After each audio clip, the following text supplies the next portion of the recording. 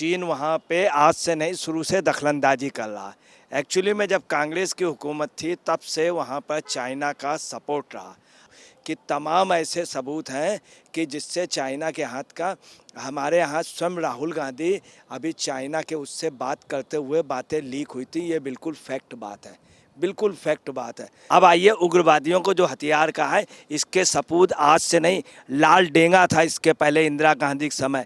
तो इंदिरा गांधी ने खुद कहा था जब लाल डेंगा ने सरेंडर किया था, मेड इन चाइना के सारे हथियार थे।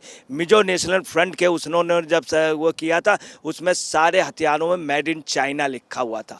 और आपको बतलाना है इसके पहले आसाम में जो हुआ था उसमें उग्रवाद, उस पर भी मेड इन चाइना के मिले थे। ये बात मैं नहीं कह रहा, उल्फा के पास जितने भी वो बरामद हुए सब मेड इन चाइना के थे, मेड इन चाइना के थे। पता नहीं क्या है कांग्रेस का चाइना से प्रेस, दोनों सी का हमेशा कहते हैं सी एक है, सी एक है, कांग्रेस और चाइना। नमस्कार, मैं अंजलि मिश्रा, स्वागत है आप सभी का एचडीवी न्यूज पे। तो आपको बता दें कि मणिपुर में हिंसा को लेकर बड़ा खुलासा हुआ है कि किस तरीके से उग्रवादियों को चीन से हथियार पहुंचाया गया है और इसका रास्ता म्यांमार बॉर्डर से मणिपुर होकर गया है। यानी म्यांमार बॉर्डर से मणिपुर की तरफ ये हथियार भेजा गया और ये हिंसा फैलाई गई है। और इस बात का खुलासा खुर्व जो है पूर्व के सेना जो प्रमुख है नरवणे जी, उन्होंने भी किया था। और कांग्रेस अब इस बात से खफा नजर आ रही है और उन्हें नमूना तक कह रही है। और इस पूरे मामले पर चर्चा करने के लिए हमारे साथ मौजूद हैं वरिष्ठ पत्रकार अजय पत्रकार जी। सर, आपका स्वागत है हमारे चैनल में। तो सर, मणिपुर हिंसा को लेकर ये जो बड़ा खुलासा हुआ है जहां पर चीन का एंगल समझ आ रहा है, क्या कहेंगे आप? देखिए, चीन का ओपन एंगल है, चीन के काफ़ी सबूत मिले हैं और चीन वहाँ पे आज से नहीं शुरू से दखलंदाजी कर रहा है। एक्चुअली में जब कांग्रेस की हुकूमत थी तब से वहाँ पर चाइना का सपोर्ट रहा। और जो भी चाइना हुआ है, आपको बताना, चाइना हमारे पूर्व प्रधानमंत्री नेहरू जी की खास तौर से उनकी वजह से, उन्होंने एक ही नारा लगाते थे, कांग्रेस एक ही नारा लगाती रही, हिंदी चीनी भाई भाई, हिंदी चीनी भाई भाई। 62 में भी यही हुआ कि उनके प्रधानमंत्री को यहाँ की ऑर्डिनेंस फैक्ट्री में लाया गया, उसी के कुछ दिन बाद उन्होंने अटैक कर दिया।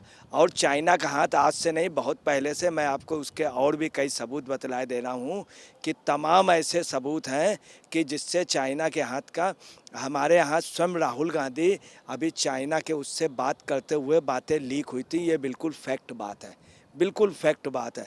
तमाम ऐसे सबूत रहे कि चाइना को सबसे ज़्यादा सपोर्ट जो किया है वो नेहरू जी ने किया था। उसी के कारण हमने चाइना को तस्तरी में धर के दिया था। मैं एक चीज़ और बता रहा हूँ आपको, कम्युनिस्ट कभी कभी इस बात को कहते थे 62 के बाद में कि भारत ने खुद कहा था, जो चाइना की जो भारत की ज़मीन को चाइना ने कब्जा किया था, उसमें प्रधानमंत्री ने खुद कहा था कि दूसरा जगह वहाँ को उगता नहीं।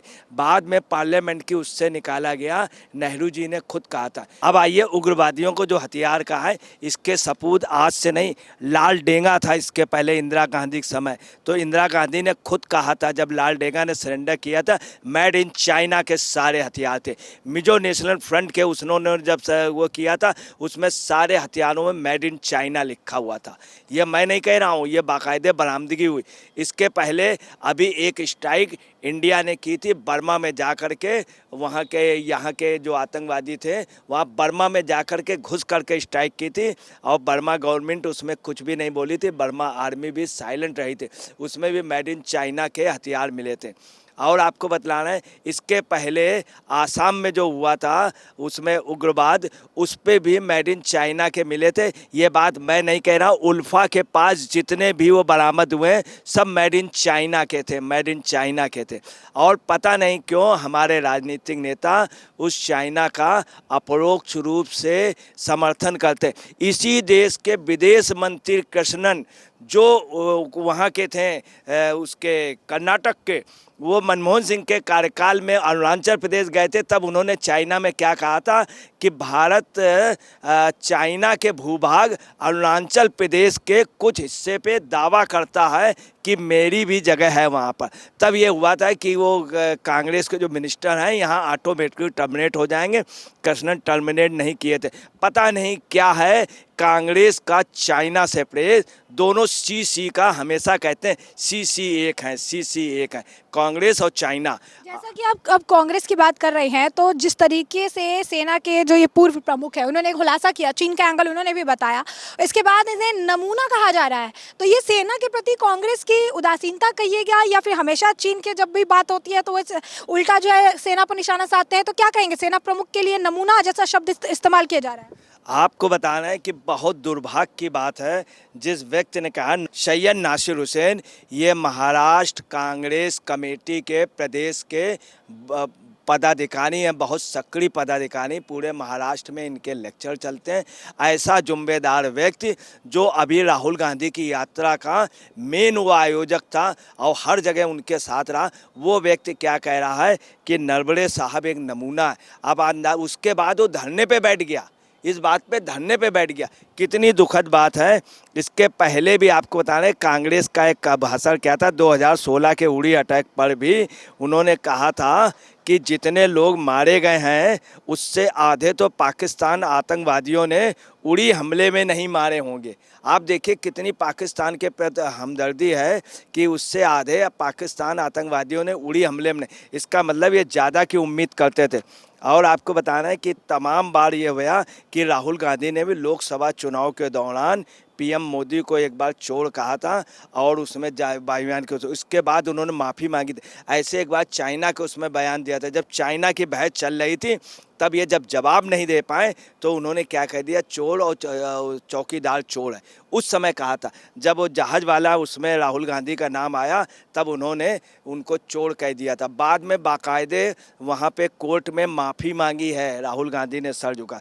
तो चाइना से इनका क्या प्रेम है ये शुरू से रहा। जब सर्जिकल स्ट्राइक हुई है तब भी इन्होंने सवाल उठाए थे और उन्होंने ऐसे वैसे सवाल नहीं उठाए थे, बहुत तगड़े। इनके एक एमएलए हैं सुहेल अख्तर अंसारी, जिन्होंने सेना को गुंडा कहा था, इनके एमएलए सेना को गुंडा कहा था। और तमाम बार ये पोजीशन आपको बताना है कि देश के इतिहास में मानेक शाह का नाम है, जिन्हें अकेले फील्ड मार्शल मिला था 71 में, उनकी पेंशन रुकवा दी थी इंदिरा जी ने और तत्कालीन सरकार ने। बाद में कलाम साहब ने, अटल बिहारी वाजपेयी ने जाकर के उनकी पेंशन, जब वो बहुत बीमार थे और मतलब मानेक शाह ले, सिर्फ मानेक शाह ने चाइना का विरोध किया था।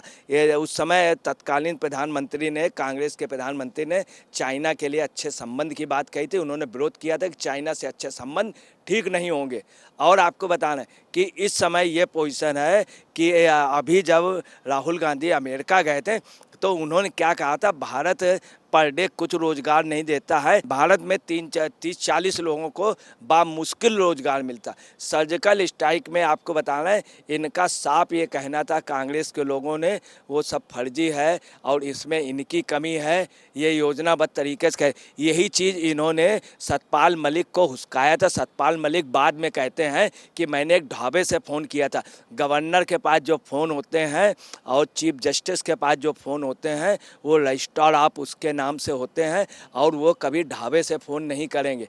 और बाद में सतपाल मलिक ने बात कही थी कि मैंने इस तरह का कोई आरोप नहीं लगाया, सतपाल मलिक ने बात कही थी। तो चाइना प्रेम जो है इनका आपको बताना है कुछ हुई है, ये हमेशा कहते हैं जब भी चाइना C+C 2C। और ये आपने अभी सुना होगा राहुल गांधी भी चाइना के उससे बात करते हुए फ़ोटो आई थी। अभी चाइना के एक कार्यक्रम में पार्टी में इनकी फ़ोटो थी, एक जगह के उस पर, उसको जो डांस जहाँ पर होता है उसको क्या कहते हैं, उसमें थी इनकी राहुल गांधी की लीक भी हुई थी।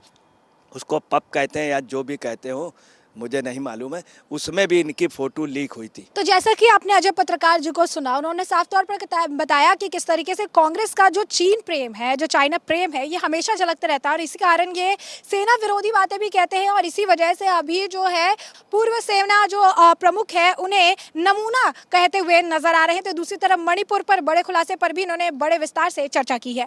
तो ऐसे में आपने चर्चा पूरी सुनी है, अब इस पर आपकी भी जो राय हो हमें कॉमेंट सेक्शन में कॉमेंट करके ज़रूर साझा करिए। धन्यवाद।